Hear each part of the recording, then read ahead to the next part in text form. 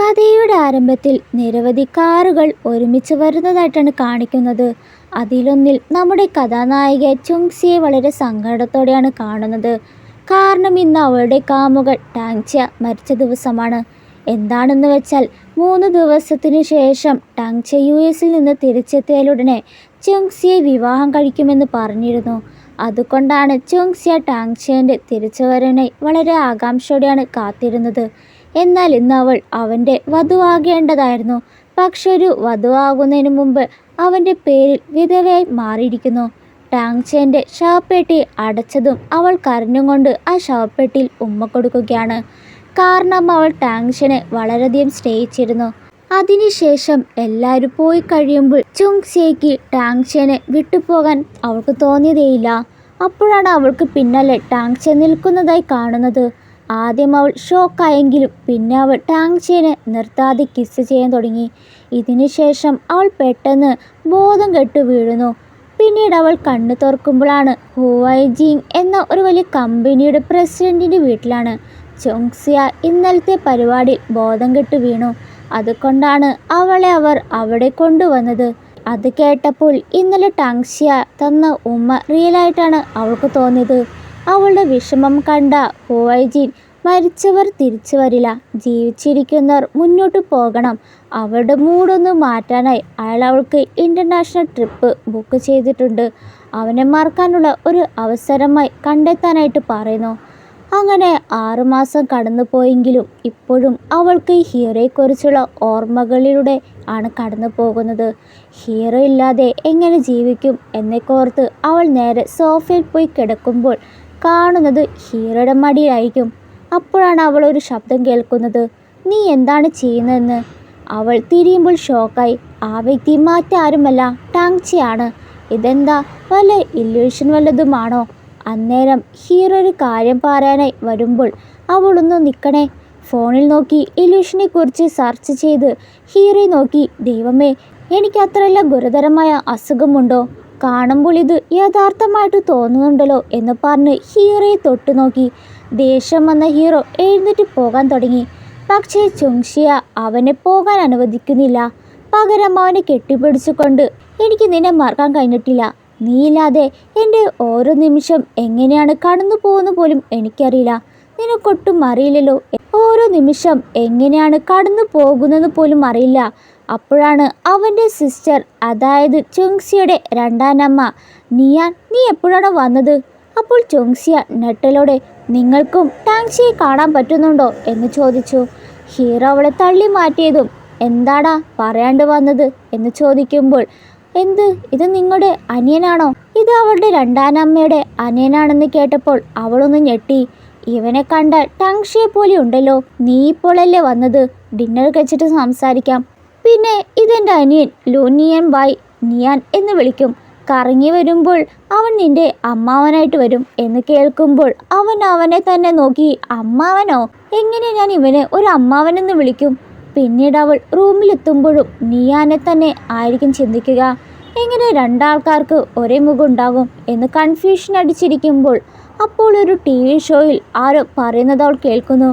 ഒരാൾക്ക് വലിയൊരു ആഘാതം അനുഭവപ്പെടുമ്പോൾ അവരുടെ ഓർമ്മശക്തി നഷ്ടപ്പെടുന്നു. അതുകൊണ്ട് ആ വ്യക്തി ടാങ്ച്യ തന്നെയാണെന്ന് വെച്ച് കരുതുന്നു.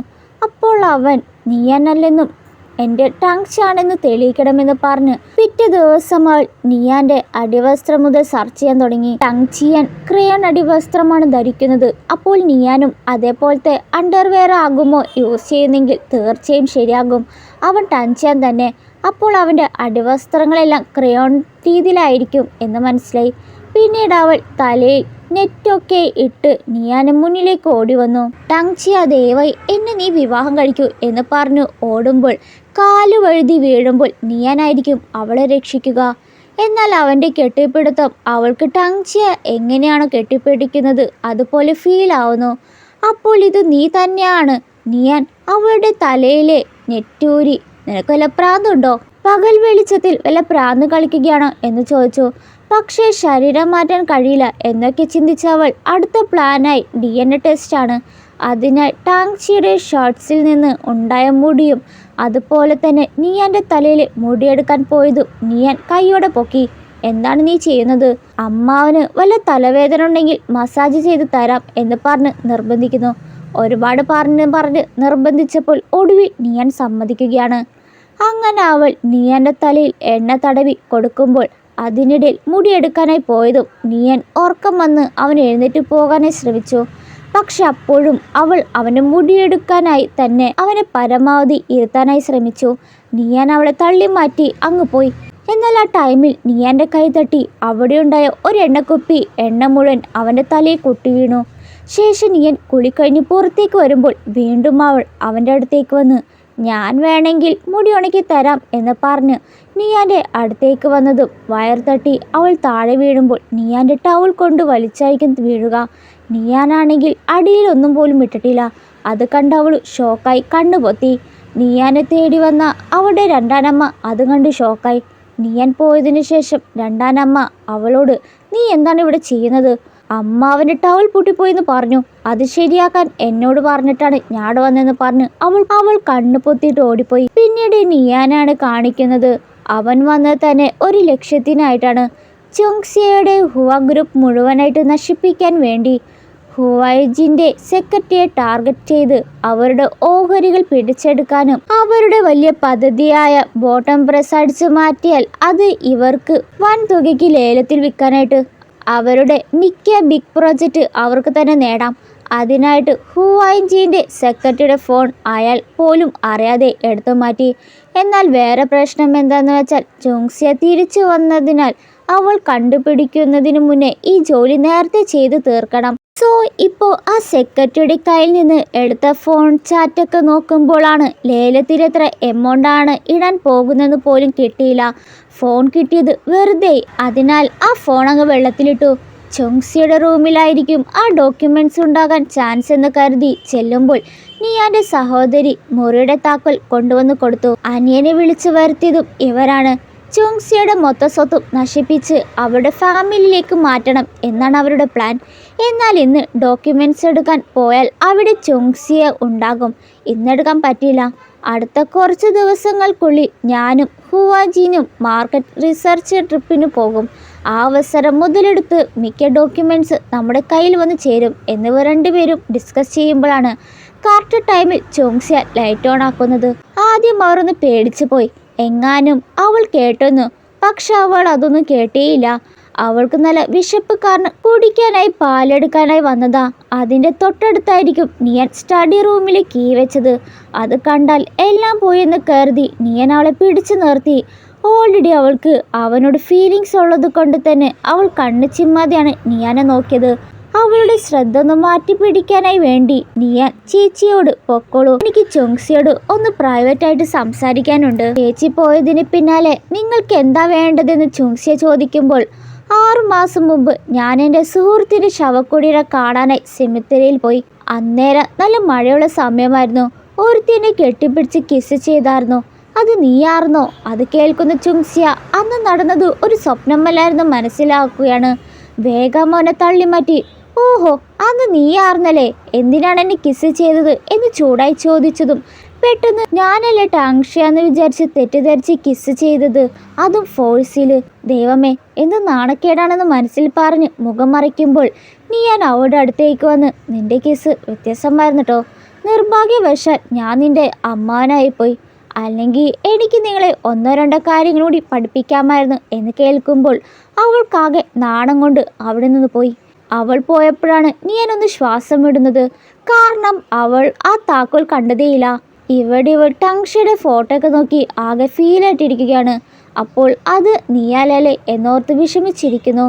പിന്നീട് കാണിക്കുന്നത് ഇന്ന് അവളുടെ ബർത്ത്ഡേ ആണ്. അതിനാൽ അവളുടെ ചേട്ടനായ ഹുവാൻജീനും ബർത്ത്ഡേ വിഷസ് നൽകി കേക്ക് കൊണ്ടുവന്ന് കൊടുക്കുന്നു. അവൾക്ക് തന്നെ അത്ഭുതം. അവളുടെ ബർത്ത്ഡേ ഓർമ്മയുണ്ടെന്ന് ചോദിക്കുന്നു.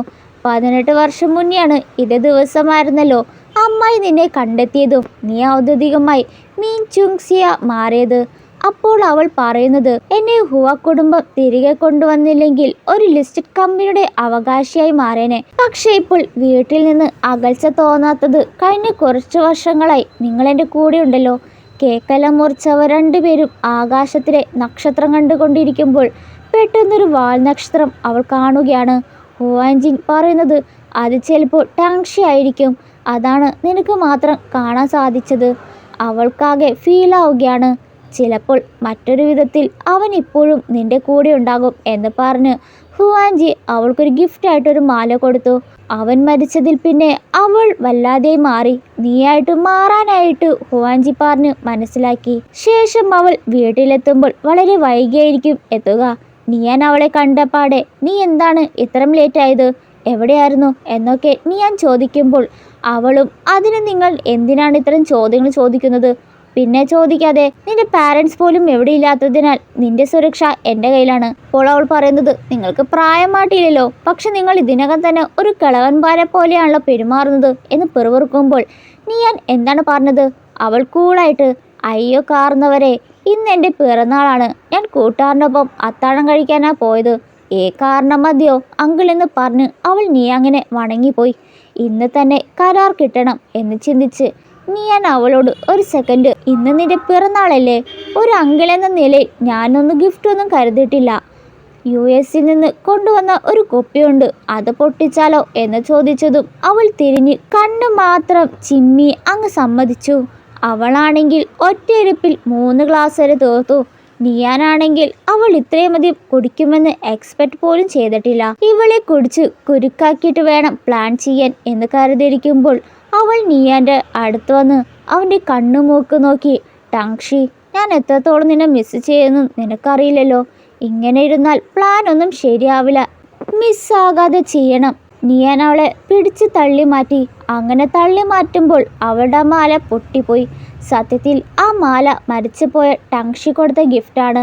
ഇത് അവരുടെ ബന്ധത്തിൻ്റെ പ്രതീകമായിട്ടാണ് അവൻ അവൾക്ക് കൊടുത്തത്. അതിനെ ഹണി ലവ് എന്ന് വിളിക്കാമെന്ന് പറഞ്ഞ് അവർ രണ്ടുപേരും പേരിട്ടുണ്ടായി. അന്നേരം അവളുടെ മനസ്സിൽ എന്തിനായിരിക്കും ടാങ്ഷി കുറേയേറെ കാര്യങ്ങൾ എന്നിൽ നിന്ന് മറച്ചത്, എന്നിരുന്നാലും നിന്നെക്കുറിച്ച് ചിന്തിക്കുമ്പോൾ നല്ല വിഷമമാണ് ഓർമ്മ വരുന്നതെന്ന് പറഞ്ഞ് നിയാൻ്റെ കഴുത്തൊക്കെ തൊട്ടു നോക്കി. ഷർട്ടിനുള്ളിൽ വരെ കൈ കിട്ടുന്നു. നിയാനും കുടിച്ചതിനാൽ അവന് അവളെ കിസ് ചെയ്യാൻ പോകുമ്പോൾ അവൾ പെട്ടെന്ന് മയങ്ങിപ്പോയി. നിയാൻ പരമാവധി പിടിച്ചിരുന്നു. അവസാനം അവളെ ബെഡിൽ കിടത്തി. വീട്ടിലിപ്പോൾ ആരുമില്ല. ഈ ഒരു അവസരം നോക്കി റൂമിൽ കയറി ഡോക്യുമെൻറ്റ്സിൻ്റെ ഫോട്ടോ എടുത്തു. എല്ലാം എടുത്തു കഴിഞ്ഞ് വരുമ്പോഴാണ് റൂമിന് മുന്നിൽ ചുങ്സിയെ കാണുന്നത്. നീ എന്താണ് മറിക്കുന്നുണ്ട് എന്നറിഞ്ഞവൾ എന്താണെന്ന് നോക്കാൻ അവൻ്റെ കൈ പിടിച്ചു വലിച്ചു. വേറെ വഴിയില്ലാത്തതുകൊണ്ട് തന്നെ നിയാൻ ചുങ്സിയെ ഇടിച്ചു വെച്ച്, ഞാനാണ് ടാങ്ഷി, എന്നെ നീ മറന്നോ? അതും കേട്ടതും അവള്, നീയോ, എന്തിനാടാ നീ എന്നെ വിട്ടിട്ട് പോയത് എന്ന് കരഞ്ഞ് അവനെ കെട്ടിപ്പിടിച്ചു. ഇനി നീ എന്നെ വിട്ടിട്ട് പോകരുത് എന്ന് പറഞ്ഞ് കിസ് ചെയ്യാനായി പോയതും അവൻ അവളെ തള്ളി മാറ്റുമ്പോൾ അവളാണെങ്കിൽ വിടുന്നത് പോലില്ല. അങ്ങനെ അവർ രണ്ടുപേരും ബെഡിലെത്തി. എന്നിരുന്നാലും നിയാൻ അവിടെ അടുത്തേക്ക് ചെല്ലാനും ഒരു മടി. എന്നാലും അവൾ ചെയ്യുന്ന ഓരോ കാര്യവും അവളിൽ കൂടുതൽ അടുക്കാനാണ് ശ്രമിക്കുന്നത്. അവൾ മറ്റൊരാളുടെ പെണ്ണായത് കൊണ്ട് തന്നെ പിന്നെ നിയാൻ പോകുമ്പോൾ അവളാണെങ്കിൽ ടാങ്ഷി എന്ന് പറഞ്ഞ് വീണ്ടും അവൻ്റെ കൈ പിടിച്ചു. സോ നിയാൻ അവൾക്കൊപ്പമായിരിക്കും കിടക്കുക. പിറ്റേന്ന് കണ്ണു തുറക്കുമ്പോൾ ടാങ്ഷിയാണെന്ന് കരുതി അവൾ കിസ് ചെയ്യുമ്പോഴാണ് നിയാൻ അങ്കിളാണെന്ന് മനസ്സിലാവുന്നത്. ഉടനെ അവനെ തള്ളി നിലത്തിട്ടു. ബോധം വരുമ്പോൾ അവളുടെ സംസാരം കേട്ട് നിയാൻ, അതിന് ഞാനൊന്നും ചെയ്തിട്ടില്ലല്ലോ എന്നൊരു മട്ടിലായിരിക്കും. പിന്നീട് അവൾ നിയാനെ കണ്ട് ക്ഷമ ചോദിക്കുന്നു. ഇന്നെല്ലാം അവൾ ഓവറായിട്ട് കുടിച്ചുകൊണ്ടാണ് ഇങ്ങനെയൊക്കെ സംഭവിച്ചെന്ന് അവൾക്ക് മനസ്സിലായി. ഇനി അങ്ങനെ ഉണ്ടാകില്ല. അപ്പോൾ നിയാൻ അവളുടെ തെറ്റ് അവൾക്ക് തന്നെ മനസ്സിലായത് കൊണ്ട് തന്നെ ഒരു റൂൾസ് വയ്ക്കുന്നു. ഞാനുള്ളപ്പോൾ നീ കുടിക്കാനേ പാടില്ല. അവളും ഓക്കെ. അതിന് ഇന്നലെ ഒന്നും നടന്നില്ലല്ലോ എന്ന് ചോദിക്കുമ്പോൾ അവൾ ചെയ്ത പണിയൊക്കെ നിയാൻ കാണിച്ചു കൊടുത്തു. അതുപോലെയായിരിക്കും അവളുടെ ടാങ്ഷിയുടെ ശരീരത്തിലും കാണിച്ചിരിക്കുന്നത്. ശേഷം ചുങ്സിയ നിയാൻ്റെ മുടി DNA അയച്ചിട്ടുണ്ടായിട്ടുണ്ടല്ലോ. സോ അതിൻ്റെ റിസൾട്ട് കിട്ടി. അവിടെ മെയിലേക്ക് അയച്ചിട്ടുണ്ടെന്ന് പറഞ്ഞ് കോൾ വരുന്നു. ഇവൾ നോക്കുമ്പോൾ 6 മാസം മുന്നേ ഉള്ളതാണ് കാണിക്കുന്നത്. ഇപ്പോൾ അവൾ വെഡിങ്ങിനായി വെഡിങ് ഡ്രസ്സൊക്കെ ഇട്ട് ഹാപ്പി ആയിട്ടാണ് ഇരിക്കുന്നത്. ടാങ്ഷി, ഇന്നാണ് നമ്മുടെ വെഡിങ് എന്നിരിക്കുമ്പോൾ പോലീസ് സ്റ്റേഷനിൽ നിന്നൊരു കോൾ വരുന്നു. നിങ്ങളുടെ ഹസ്ബൻഡ് ഷൂട്ടിംഗ് ഇൻസിഡൻറ്റിൽ പെട്ടിട്ടുണ്ട്. അവനാണ് ഞങ്ങളുടെ നോട്ടപ്പുള്ളി. സോ തെളിവെടുപ്പിനായി വരാനായി പറഞ്ഞു. ഇപ്പോൾ പ്രസൻറ്റിൽ ഇവൾ റിസൾട്ട് നോക്കുമ്പോൾ ഷോക്കായി. കാരണം അവൾ ഉദ്ദേശിച്ച ടാങ്ഷിയെ അല്ല ഇപ്പോൾ നിയാൻ. അതിൻ്റെ വിഷമത്തിൽ അന്ന് മുഴുവൻ ബാറിലായിരിക്കും അവൾ ചെലവഴിച്ചത്. കുപ്പിയെല്ലാം തീരുമ്പോൾ അവൾ ടൻഷിയുടെ ഫേവററ്റ് ആയിട്ടുള്ള ഡ്രിങ്ക് ഓർഡർ ചെയ്യുന്നു. പക്ഷേ ഓർഡർ ചെയ്ത ഡ്രിങ്ക് എല്ലാം തീർന്നു പോയി. ഉള്ളത് ഉണ്ടായത് അവിടെ ഉണ്ടായിരുന്ന ഒരു കസ്റ്റമറാണ് ഓർഡർ ചെയ്തെന്ന് പറഞ്ഞു ഒരുത്തനെ ചൂണ്ടിക്കാട്ടി. ഇവളും ആടിപ്പാടി ആ കസ്റ്റമറിന്റെ അടുത്തേക്ക് പോകുമ്പോൾ അത് മറ്റാരുമല്ല നിയാനാണ്. അവനെന്തോ കഴിച്ചുകൊണ്ടായിരിക്കും ഇരിക്കുക. ഇവൾ ചെന്നപ്പാടെ അത് അവൻ്റെ വായിൽ നിന്ന് എടുത്ത് കഴിച്ച് രണ്ടുപേരും കിസ് ചെയ്യുന്നു. ശേഷം അവൾ ഒറ്റയ്ക്കായിരിക്കും വീട്ടിൽ പോകുന്നത്. പോകും വഴിയിൽ രണ്ട് കിറുക്കന്മാർ അവളെ പിന്തുടരുന്നുണ്ടായി. കറക്റ്റ് ടൈമിലായിരിക്കും നിയാൻ എത്തി അവൻ്റെ ഹെഡ്സെറ്റ് അവൾക്ക് വെച്ച് കൊടുത്തു. അവളാണെങ്കിൽ അവിടെ പാട്ട് കേട്ട് ആസ്വദിച്ച് നിൽക്കുമ്പോൾ മറുഭാഗത്ത് നിയാൻ ആ കിറുക്കന്മാരായിട്ട് അടിപിടുണ്ടാവുകയാണ്. ഇപ്പോൾ ചുങ്സിയ റെഡിയായിക്കൊണ്ടിരിക്കുകയാണ്. എന്താണെന്ന് വെച്ചാൽ ടങ്ഷിയും ഇവളും ചേർന്ന് ഒരു ബിസിനസ് സ്റ്റാർട്ട് ചെയ്തായിരുന്നു. ടങ്ഷി മരിച്ചത് പിന്നിൽ അവൾ ബിസിനസ്സിലേക്ക് തിരിഞ്ഞിട്ടും പോലില്ല.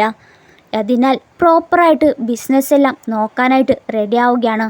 ടങ്ഷി പോയതിൽ ഓക്കെ ആവണം എന്നതായിരുന്നു. പക്ഷേ നിയാനെ കണ്ടതിൽ അവളുടെ ആ ഒരു കോൺഫിഡൻസ് തന്നെ പോയി. എന്നിരുന്നാലും അവൾ പഴയതൊക്കെ ഓർത്തിരുന്നാൽ ഓർത്തിരിക്കലേ ഉണ്ടാകൂ. അതിനാൽ ഒരു തീരുമാനം വേണമെന്ന് പറഞ്ഞ് വരുമ്പോൾ നിയാൻ അവളെ കണ്ട് ഷോക്കായി. ഇവൾക്ക് ഇമാതിരിയുള്ള ഡ്രസ്സൊക്കെ ഇട്ട് നടക്കാനൊക്കെ അറിയുമോ എന്നാലോചിച്ച്. എവിടെയാണ് പോകുന്നതെന്ന് ചോദിക്കുമ്പോൾ ഫ്രണ്ട്സിനെ കാണാനാണ് പോകുന്നതെന്ന് പറഞ്ഞു പോകുന്നു. പെട്ടെന്ന് അവൾ നിയാനെ കെട്ടിപ്പിടിക്കുകയാണ്. മനസ്സിൽ ടങ്ഷിയെ ഓർത്ത് എനിക്കിത് കഷ്ടം തന്നെയാണ്, എന്നിരുന്നാലും ഇനി തൊട്ട് ഞാൻ പ്രോപ്പറായിട്ട് തന്നെ നിൽക്കുമെന്ന് പറഞ്ഞ് കെട്ടിപ്പിടിച്ചു. നിയാൻ അവിടെ കൈ തട്ടി മാറ്റിട്ട് നീ എന്താണ് കാണിക്കുന്നത്? നീ എബ്രോഡിലല്ലേ പഠിച്ചത്? അതാണ് വെസ്റ്റേൺ സ്റ്റൈൽ പോയിട്ട് വരാമെന്ന് ട്രൈ ചെയ്തത്. അവിടെ കിസ് ചെയ്തിട്ടല്ലേ പോകുന്നത്.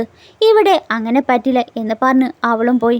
ശേഷം ചുങ്സിയുടെ അച്ഛനെ കാണിക്കുകയാണ്. പുള്ളിയുടെ ഡയമണ്ട് ഖനന ലേലത്തിൽ തോറ്റുപോയതിനാൽ അപ്സെറ്റ് ആയിട്ടാണ് ഇരിക്കുന്നത്. അതിനാൽ തല പെരുപെറുത്തിരിക്കുമ്പോൾ സ്റ്റെപ്പ് മദറായിരിക്കും പുള്ളിയെ സമാധാനപ്പെടുത്തി തലയില മസാജ് ചെയ്ത് കൊടുക്കുന്നത്. പേര് പോലും അറിയാത്ത ഒരു അമേരിക്കൻ കമ്പനി അവരെ കാട്ടും 1.5% അധികം ബെറ്റ് ചെയ്ത് ജയിച്ചു. അതും ആലോചിച്ചുകൊണ്ടായിരിക്കും ഇരിക്കുന്നത്. ഇപ്പോഴും ലാഭം വേണമെന്ന് ചിന്തിക്കുന്നത് കൊണ്ടാണ് ഇങ്ങനെയൊക്കെ സംഭവിക്കുന്നതെന്ന് സ്റ്റെപ്പ് മദർ പറഞ്ഞ് അയാളെ സമാധാനപ്പെടുത്തി. ശേഷം അവർ നിയാങ്ങിനെ കണ്ട് വേഗം അവരുടെ ഭർത്താവിൻ്റെ സ്വത്തുക്കളെല്ലാം മൂത്ത മകൾക്ക് കൊടുക്കാനായിട്ടാണ് ഇരിക്കുന്നത്. നമ്മളൊന്നും ചെയ്തില്ലെങ്കിൽ അവകാശം അവളിലേക്ക് പോകും. എന്നിരുന്നാലും അവൾ അവരുടെ സ്വന്തം മകളായതുകൊണ്ട് തന്നെ സ്വത്തിൻ്റെ പാതി പോകും. അപ്പോൾ വിവാഹം ചെയ്ത ഇവർക്ക് ഒന്നും കിട്ടില്ലാത്ത ഭയങ്കര ദേഷ്യത്തിലായിരിക്കും. എന്നാൽ പിന്നെ എങ്ങനെയെങ്കിലും എന്നെ ഓഫീസിൽ കയറ്റണം, ഞാനൊന്ന് നോക്കട്ടെ, എന്തെങ്കിലും കിട്ടാതിരിക്കില്ലെന്ന് നിയാൻ പറയുന്നു. ഇവിടെ നിയാങ്ങിനെ കാണിക്കുകയാണ്. അവൾ കമ്പനിയിൽ ഇപ്പോൾ മീറ്റിങ്ങിലാണ്. പുതിയ ഡിസൈൻസ് കൊണ്ടുവരാനുള്ള ഡിസ്കസിലാണ്. എന്നാൽ ഇപ്പോഴും ടങ്ഷിയുടെ ഡിസൈൻസ് ആണ് അവർ ജ്വല്ലറി ആയിട്ട് ഇപ്പോൾ വിൽക്കുന്നത്. ടങ്ഷിയുടെ ഡിസൈനിൽ വീണ്ടും പുതിയ ഡിസൈൻസും ഉൾക്കൊള്ളിക്കാം എന്ന് പറഞ്ഞ് ഡിസ്കസ് ചെയ്യുമ്പോൾ അവിടേക്ക് അവരുടെ സ്റ്റെപ്പ് മദർ വരുന്നു. ഇപ്പോൾ ഹുവ ഗ്രൂപ്പിന്റെ പുതിയ സിഇഒ ഒരു ബോർഡും അംഗമെന്ന നിലയിൽ കാണാനായിട്ടാണ് വന്നതെന്ന് പറയുന്നു. അതേസമയം നിയാനും അവരുടെ കമ്പനിയിൽ കയറിക്കൂടിയിട്ടുണ്ട്. നേരെ ചെല്ലുന്നത് അവിടെ ഓഫീസ് റൂമിലാണ്. അപ്പോൾ അവിടെ മരിച്ചുപോയ ടങ്ഷിയുടെ ഫോട്ടോയൊക്കെ കാണുന്നു. ഡോക്യുമെൻറ്റ്സ് എടുക്കാനായി പോയതും ചുങ്സിയുടെ ഫിംഗർ പ്രിൻ്റ് ഇല്ലാതെ എടുക്കാനേ പറ്റില്ല. അപ്പോഴാണ് ചുങ്സി വരുന്ന സൗണ്ട് കേട്ടത്. അവൾ വരുമ്പോൾ നിയാൻ ടങ്ഷിയുടെ കസേരയിൽ അവനെ പോലെ ഇരിക്കുന്നത് കാണുന്നു. അന്നേരം അവനെ കാണുമ്പോൾ ടങ്ഷിയെ ഓർമ്മ വന്നെങ്കിലും അവളുടെ മൈൻഡിൽ ഇല്ലില്ല, ഇത് ടങ്ഷിയല്ല നിയാനാണ് എന്ന് അവളുടെ മൈൻഡിൽ പറഞ്ഞ് മനസ്സിലാക്കുകയാണ്. നിങ്ങളെന്താ ഇവിടെ വന്നെന്ന് ചോദിക്കുമ്പോൾ ഞാൻ ചേച്ചിയുടെ കൂടെയാണ് വന്നത്. എന്നിട്ട് ചേച്ചി എവിടെയെന്ന് ചോദിക്കുമ്പോൾ അല്ല, നീ എപ്പോഴും പറയുന്നുണ്ടല്ലോ ഞാൻ ടങ്ഷിയെ പോലെയാണ് ഇരിക്കുന്നത്. അവൻ്റെ ഫാഷൻ സെൻസ് എന്നെ അപേക്ഷിച്ച് വളരെ പിന്നിലാണ്. നിങ്ങൾ എന്ത് മണ്ടത്തരാണോ പറയുന്നത്? എന്തായാലും നിന്നെക്കാട്ടും ബെറ്ററാണ് അവൻ എന്ന് പറയുമ്പോൾ നിയാൻ ഉടനെ അവളുടെ കൈ പിടിച്ച് ക്ലോസായി. എനിക്ക് ആരുടെയും പകരക്കാരനാകാൻ ആഗ്രഹിക്കുന്നില്ല. അതിന് നിങ്ങളുടെ ആരാ പറഞ്ഞത് പകരക്കാരനാവാൻ? പിന്നെ എന്തിനാണ് നീ എന്നെ ആദ്യം കിസ് ചെയ്തത് എന്ന് പറഞ്ഞ് വീണ്ടും ക്ലോസായി വരുമ്പോൾ അന്ന് കുടിച്ച ബോധത്തിൽ മിസ്അണ്ടർസ്റ്റാൻഡിങ് പറ്റിയതല്ലേ, പിന്നെന്തിനാണ് നീ എൻ്റെ റൂമിൽ കയറി എന്ന് ചോദിക്കുമ്പോൾ നീ വിചാരിക്കുന്നത് പോലെ ഒന്നുമില്ലെന്ന് പറയുന്നു. ഇതോടെ ഈ ഡ്രാമയുടെ ഫസ്റ്റ് എപ്പിസോഡ് കഴിഞ്ഞു. സെക്കൻഡ് പാർട്ട് വേണമെങ്കിൽ വീഡിയോ ഒന്ന് ലൈക്ക് ചെയ്ത് കമൻറ്റ് ചെയ്യണേ.